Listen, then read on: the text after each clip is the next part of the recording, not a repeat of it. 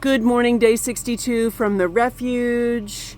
This is April. She's one of the owners of the refuge, and she has given me a ride back to Hughes Gap this morning. And my mom sent me a text reminder not to forget my poles. I have them there in the back. There's a toll. At least. I'm back at Hughes Gap where I left 2 days ago at night. And I'm so excited. I'm gonna sleep in the woods tonight. But the cool thing about this overnight hike, I'm just doing one night, is one, I'm just carrying a small amount of food. And two, the way that I'm hiking, I'm at mile 374.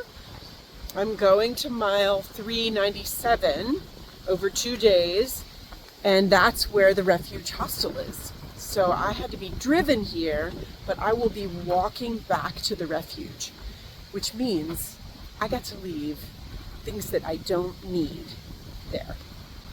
So I left my sleeping bag liner, extra food that I had, medicine that's like longer term, just random stuff like I don't need my nail clippers on this overnight hike. I can just leave them there. And it adds up. I think it was about 2.5 pounds of non-food stuff. So my pack with almost 2 full liters weighs, I think it was 22 pounds. So that's pretty awesome. Pretty trail. It is a lot of up to start the day. It's going to take me a little while. I started at about 7:40 a.m.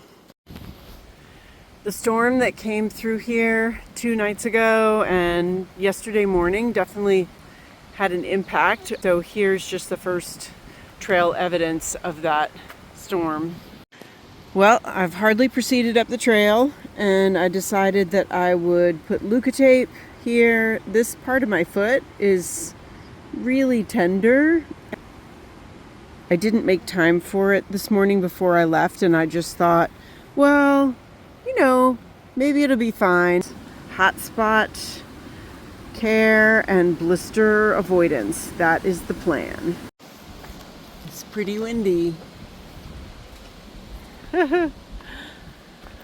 Other things I left behind at the refuge include my puffy coat, which weighs 11 ounces, my rain pants, my power block, the thing that you use to plug into the wall to charge your devices.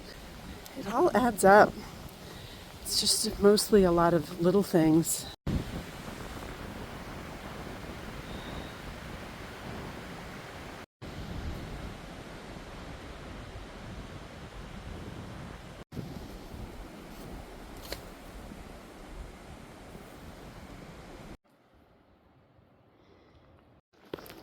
Ooh, it's a short downhill break after over 2.5 miles of up.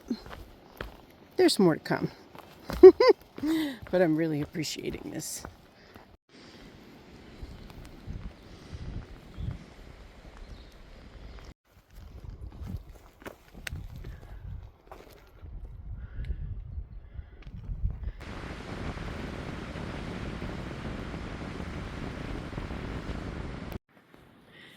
There are a lot of evergreens down on this section of the trail. Holy cow. Wow.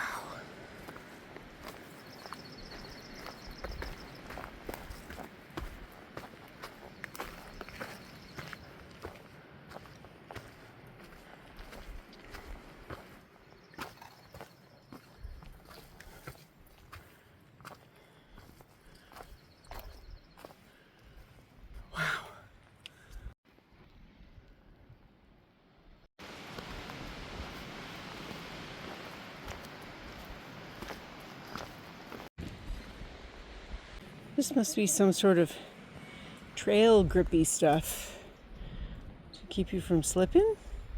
I don't think I've ever seen it before. It's just this one little section.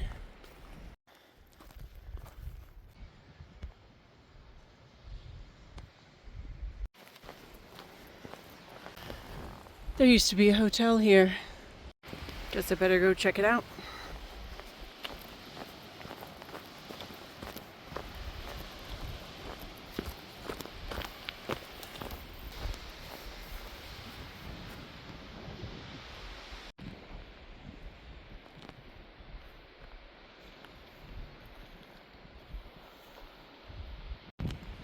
The Cloudland Hotel was built around 1884. Coming down the mountain after the Cloudland site, here's this chimney.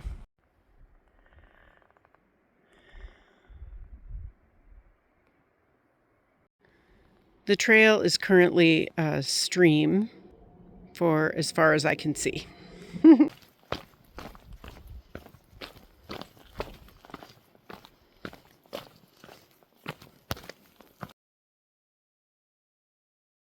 My friend Betty has come to meet me. Yay, Betty! Betty is my friend who I stayed with a couple days, and she has brought snacks and Greg's homemade brownies, which are delicious, and some water, and then she's gonna hike with me for this next little bit. Greg's homemade brownies, I already started eating one, and then Betty brought me some water so I could fill up. When we're entering the Roan Highlands, they have this very cool thing where you like brush off your boots or your shoes to remove anything that might be invasive. The ascent out of Carver's Gap is lined with these adorable little lavender flowers. These are called time-leafed bluets. Okay. So that over there is what I just came over this morning. And then down there is where Betty parked. We just hiked up and then we came out to see this. Just the beginning glimpse of the beauty for today. It's a little breezy up here.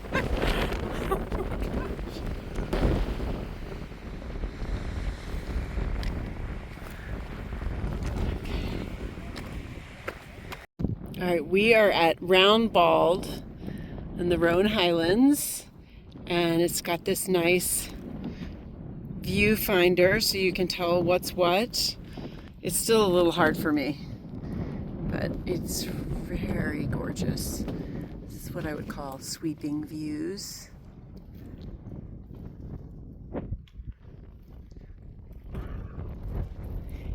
And here's Betty.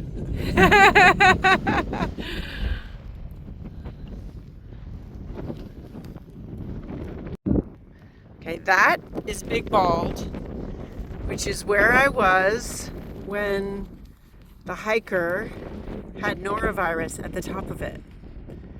He's better, by the way. I don't remember if I gave an update. I've seen him, he's totally fine. But I hiked up that and then down, and then that's Little Bald.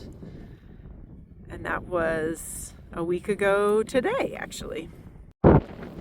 Coming to the other side of Round Bald, I want to mention that these pathways, Betty told me they're called bog bridges.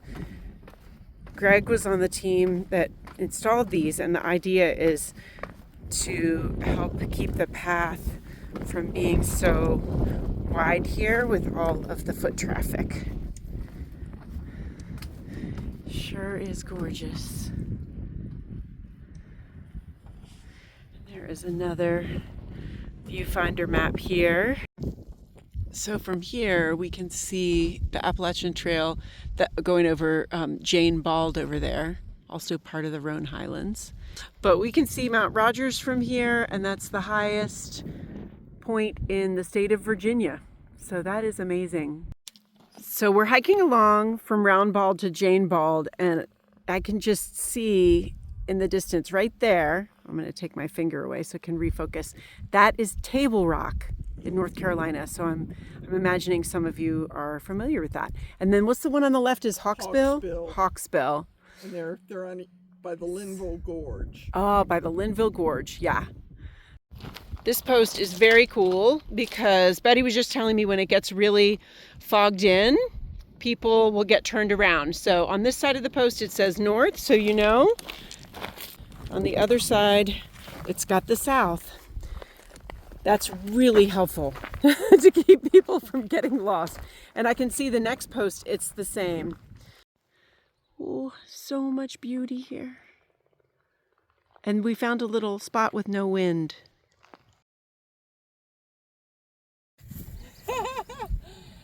Hello.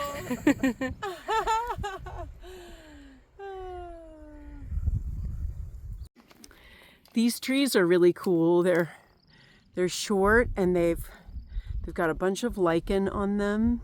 They're alder trees. Here we are, Jane Bald. We're taking a break and enjoying this view.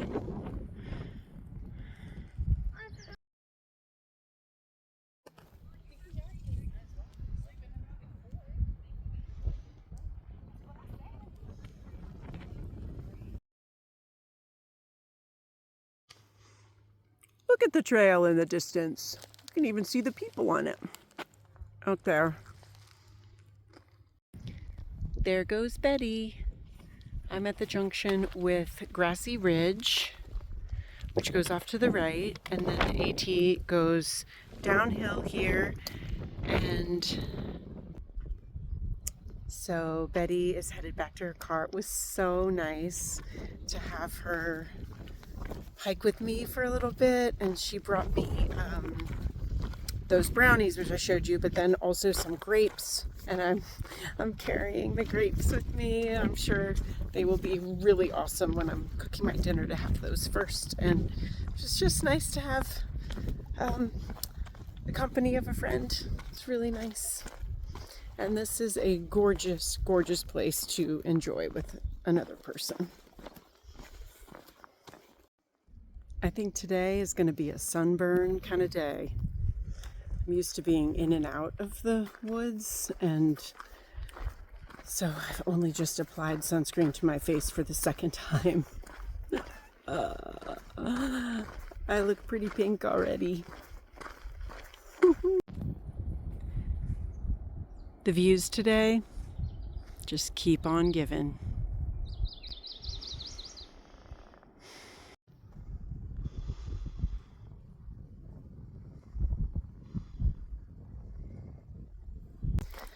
So excited to sleep outside. Slack packing is nice because I'm carrying so little weight, but I don't prefer to sleep indoors all the time. I really love sleeping outside in my tent. I feel really very lucky. This is the Stan Murray shelter. I'm not staying here, but I love this, that they have a hiker graffiti board. Very clever. I've got less than 2 miles to go.